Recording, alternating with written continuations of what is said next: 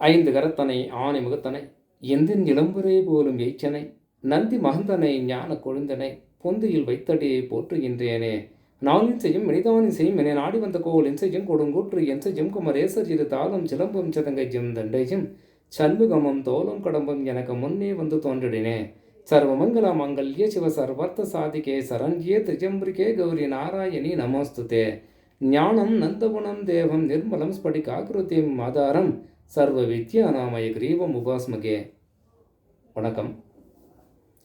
மகர ராசியிலே சந்திரன் இருந்தால், அதாவது மகரத்தில் சந்திரன் இருந்தால் எந்த விதமான செயல் தொழில்பாடுகளுடன் இருப்பான், குணநலங்களுடன் இருப்பான், எப்படி நாம் அறிவது?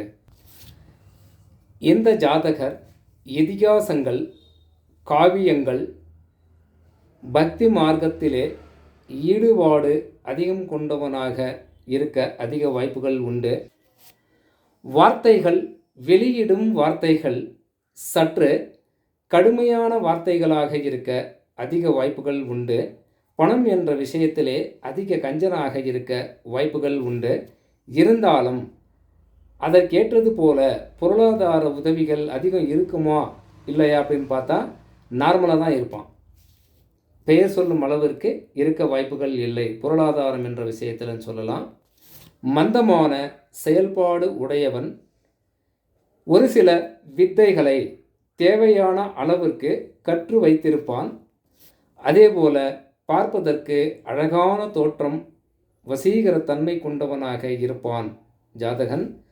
ஆனால் குணமும் அதே போல இருக்க வேண்டும்.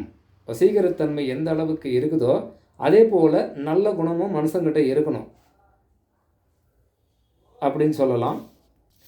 இல்லற வாழ்க்கை என்பது இந்த ஜாதகனுக்கு பேருதவியாக இருக்கும். தனக்கு கிடைக்கக்கூடிய மனைவின் மூலமாக இந்த ஜாதகனுக்கு ஆதாயங்கள் அதிகமாக இருக்க வாய்ப்புகள் உண்டு. பொருளாதாரம் என்ற விஷயத்திலே இந்த ஜாதகன் திருமணம் ஆன பிறகுதான் நல்ல ஒரு மனநிலையோடு குடும்ப வாழ்க்கையோடு ஒற்றி வாழ வேண்டியதாக கூட இருக்க வாய்ப்புகள் இருக்கலாம் அப்படின்னு சொல்லலாம். அதே போல் நீண்ட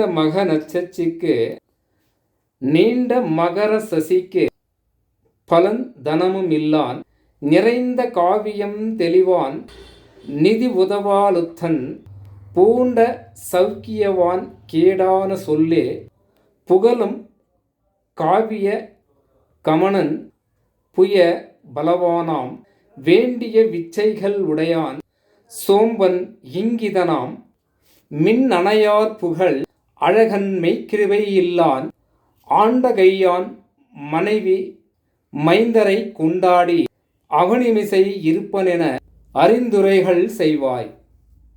இப்படி இந்த பாடல் கூறுகிறது.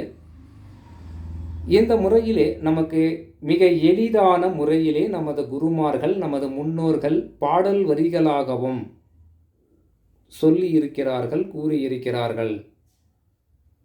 இதை வைத்தே ஜோசியம் படிக்கிறதுக்கு, ஜோசியம் பார்க்குறதுக்கு எல்லாம் அந்த அளவுக்கு ரிஸ்க் எடுக்கணும்னு ஒன்றும் அவசியம் இல்லை. நமது முன்னோர்கள் கூறி இருப்பதையே அதை பின்பற்றியே நாம் வந்தாலே போதும். ஆனால் அனுதினமும் ஜோதிட புத்தகத்தை பிரிக்க வேண்டும், பார்க்க வேண்டும். அப்போதுதான் நமக்கு மிக எளிதான முறையிலே பலன்களை எடுக்க வரும், இல்லைன்னா வராது. ஈஸி தான், ஆனால் படிக்கணும். அதான் விஷயம்.